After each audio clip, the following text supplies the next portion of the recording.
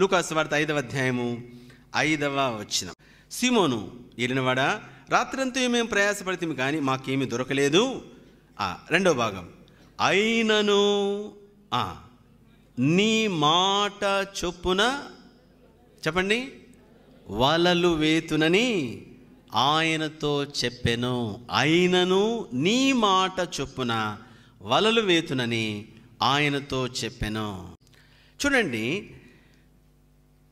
5వ అధ్యాయం 5వ వచనంలో రాత్రంతయు ప్రయాసపడ్డాం. ఎలా ప్రయాసపడ్డారు?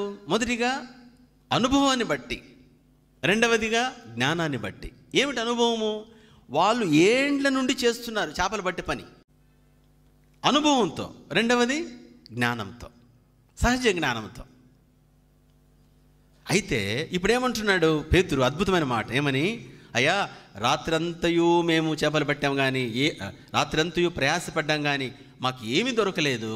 అయినను అంటే మా సహజ జ్ఞానానికి ఇది అర్థం కాకపోయినప్పటికీ, మా అనుభవానికి ఇది నిజం కాదనుకున్నప్పటికీ, మా అనుభవంతో ఇది ఇలా జరగదు అన్నప్పటికీ, ఇప్పుడు నువ్వు చెప్తున్నావు కాబట్టి అయినను నీ మాట చొప్పున.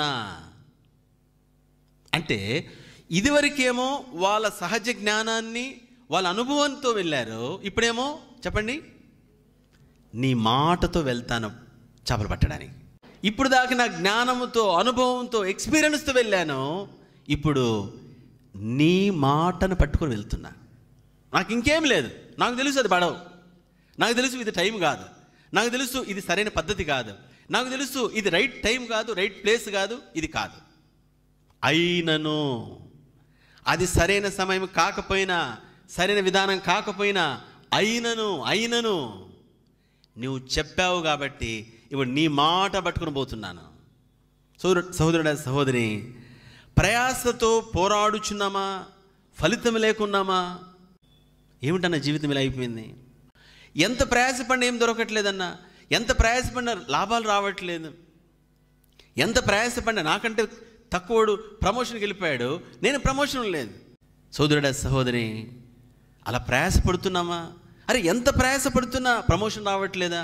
ఎంత ప్రయాసపడుతున్నా నీ యొక్క వ్యాపారం లాభాల్లోకి వెళ్ళట్లేదా? ఎంత ప్రయాసపడుతున్నా డబ్బు మిగలట్లేదా? కొంతమంది డబ్బు చాలా వస్తుంది, ఇంట్లో ఏం మిగలదు. ఏం చేసినా ఏం జరగట్లేదా?